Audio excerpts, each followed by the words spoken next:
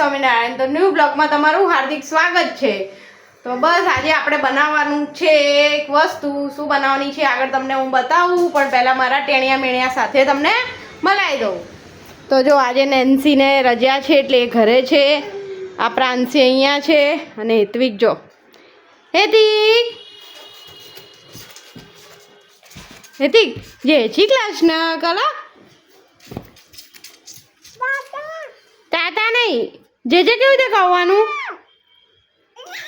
જે કરો જે કેવી રીતે ખાવાનું।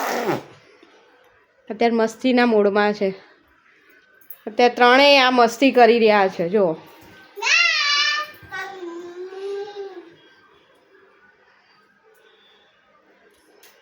શું કરે છે? ટુચનથી આવી ગઈ અને એક વસ્તુ બની રહ્યું છે તમને બતાવી દઉં। આપણે બનાવવાના છે આજે ચોખાના પાપડ। એટલે હું તમને આગળ બધી રીત બતાવતી જઈશ કઈ રીતે બનાવવાના છે, પણ એ પહેલાં મારે એક મોટું કામ કરવાનું છે। શું મોટું કામ કરવાનું છે? એ પહેલાં મારે હેત્વિકને સુવડાવી દેવો પડશે, પછી હું બનાવીશ। એટલે અત્યારે હેત્વિકનું આપણે ઘોડિયું લાવી દીધું છે, પહેલાં આપણે હેત્વિકને સુવડાવી દઈએ પછી આપણે બનાવીએ।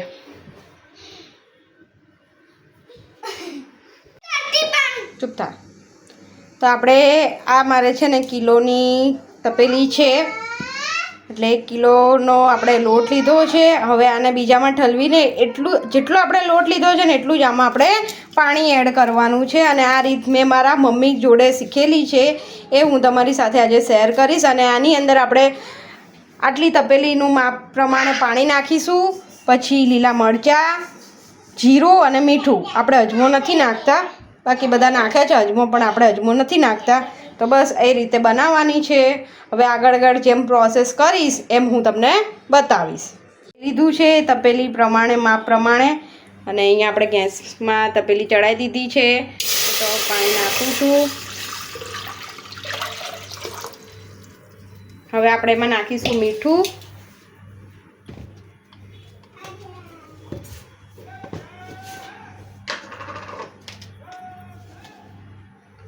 તો આપણે 1 ચમચી 1.5 ચમચી જેટલું નાખીએ,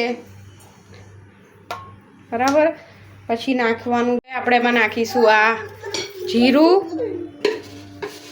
જીરાથી છે ને ફ્લેવર બી મસ્ત આવે અને ખાવાની બી મજા આવે।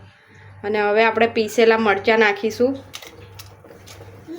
મેં મરચાં થોડા વધારે લીધા છે, કેમ કે તીખા પાપડ ખાવાના છે ને એટલે।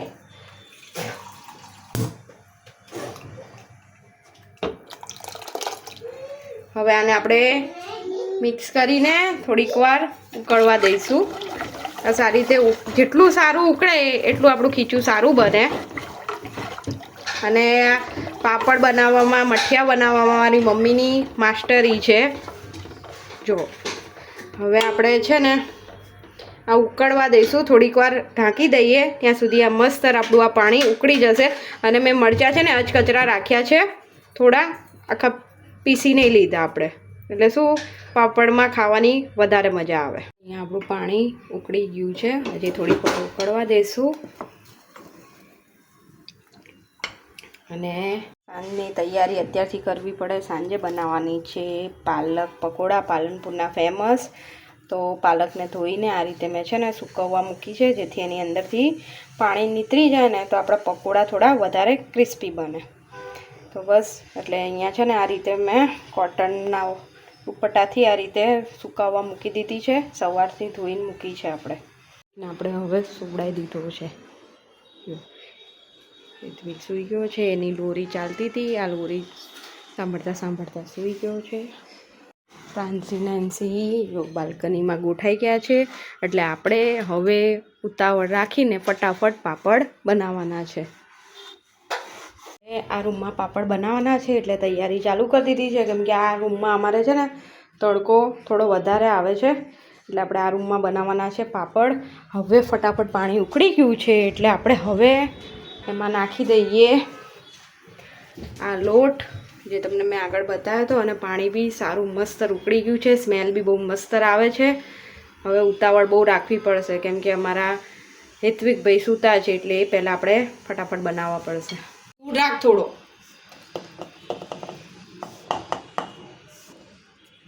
ઊભી રાખ. બસ હવે બંધ નીચે લઈને કરવું પડે. ઊભી રાખ ગેસથી.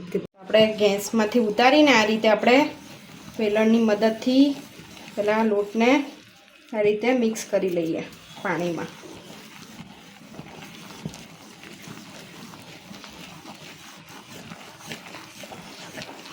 ગાઈસ મારે અહીંયા થોડું સામાન ગોઠવાઈ ગયો છે. ગોઠવી લીધો છે થોડું સામાન. અહીંયાથી મેં ચાલુ કર્યું આટલું સામાન ગોઠવાયું. અહીંયા ખબર નહીં શું મૂકશું. અને અહીંયા તો ગેસની ગેસ ચૂલો મૂકી ગાઈસ. અહીંયા આ લીધું છે એના માટે લીધું હશે તમને ગાઈસ ખબર નહીં પડી હોય. હવે આ મારે લઈ મૂકવાનું કહો ગાઈસ. આવા લઈને મૂકવાનું છે અહીંયા આ મૂકવાનું. અહીંયા હવે અહીંયા ભગવાન આવશે એટલે જો હવે આપણે છે ને બધું મિક્સ કરી લીધું છે સારી રીતે. પછી આને 10 મિનિટ જેવું છે ને ગેસમાં ચડવા દેવું પડે. અમુક લોકો છે ને આને સ્ટીમ કરીને ઢોકળિયામાં સ્ટીમ કરે પણ એવું કંઈ કરવાની જરૂર નહીં હોતી.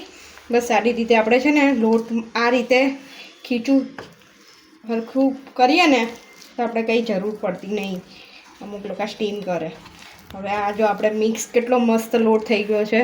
જો બધી રીતે આપણે સારી રીતે થોડું દમ લગાવવું પડે. આમાં જોર બહુ કરવું પડે ત્યારે આ લોટ આપણે સરખો ખીચું બને. ઉપર મૂકી દીધું અને થોડીક વાર ધીમા તાપે 10 મિનિટ જેટલું છે ને બાફવા દઈશું. 10 થી 15 મિનિટ. અહીંયા આપણે થોડી તૈયારી કરી લીધી છે. આપણે છે ને પાપડનું મશીન નહીં આપણી જોડે એટલે આપણે આ રીતે જુગાડ કરીને બનાવવાના છે પાપડ. બરાબર વણીને એટલે 2-3 જેવી છે ને આપણે લૂસીને ચોખ્ખી કરીને આપણે ઠેલી લઈ લીધી છે અને વણીને બનાવવાના છે આપણે પાપડ. તમને હવે બતાવું કે આપણો લોટ કે એવો બફાયો છે. જો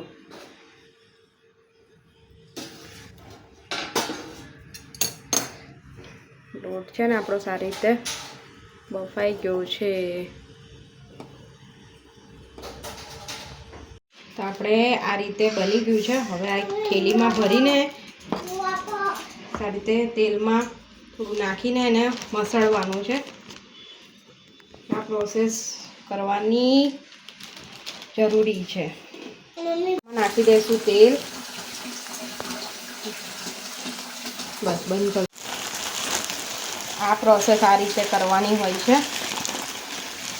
ગરમ લાગશે તો વાસણથી બી થાય. લોટો બોટો કંઈક હોય ને પાણીનો એ લઈ લેવાનો. આ રીતે બી કરી શકાય. ગરમ લાગતું હોય ને વધારે તો હા. આ રીતે આપણે એકદમ સ્મૂથ થઈ ગયો હવે લોટ. હવે આપણે આ પાપડ મસ્ત વણાશે. જોઈ લો એકદમ સ્મૂથ થઈ ગયું. આપણે તેલ છે તેલવાળા હાથ કરી લેવાના અને અહીંથી આપણે એ લોયા બનાવી લેવાના. આ રીતે જેટલા આપણે જોઈએ જેટલી સાઈઝના એ રીતના. ગરમ ગરમ છે ને મસ્ત વળે. તો જો આ રીતે આપણે લોયા કરીને તૈયાર કરીને મૂકી દઈશું. પછી ખાલી વણવાના જ રહે ફટાફટ. આપણે 2 સાઈડ આ રીતે છે ને થેલી લીધી છે અને 2 બાજુ પહેલાં તેલ લગાવી દઈશું ફરતું. એટલે શું આપણો લોટ ચોટે નહીં. અને આ રીતે આપણે લોયું મૂકી દઈશું અને પછી આમ કરીને વણવાનું છે આપણે.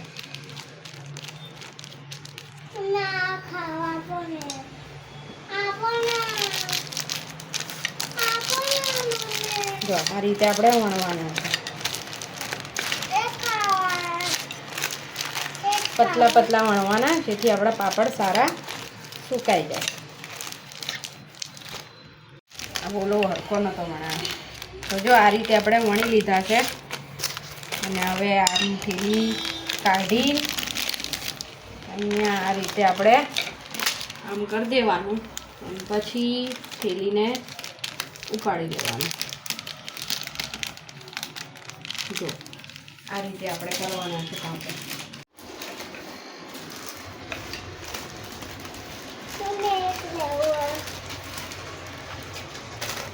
તો મમ્મીએ મારા ફેવરેટ ચોખાના પાપડ મને લીધા છે. તીખા તીખા લાઈનસર ગોઠવી દીધા છે. હવે મારે આ મૂકવા જવાનું. હું મમ્મીને હેલ્પ કરાવતી જઉં છું ગાઈસ. નીકળ્યો ફટાફટ નીકાળી દો તો સાંજે આજનો પ્રોગ્રામ છે આપણે પાલક પકોડા વિથ કઢી. જો અહીંયા બની ગઈ છે આપણી ગરમા ગરમ કઢી. ફેમસ પાલનપુરની આ ડીશ છે અને આ બીજી વખત બનાવી છે. પહેલી વખત બનીને તો આપણે બધાને ઘરમાં બધાને ભાવી હતી એટલે આજે આપણે આનો બીજી વખત બનાવી છે. અહીંયા પકોડા એક વખત તળાઈ ગયા છે પકોડા, આને ડબલ ફ્રાય કરવા પડે છે એટલે એક વખત આપણે જો ક્રિસ્પી કરી દીધા છે, હજી બીજી વખત ફ્રાય કરવાના આને. અને આ ડીશ કોઈએ ઘરે બનાવી હોય તો પ્લીઝ કમેન્ટમાં જણાવજો.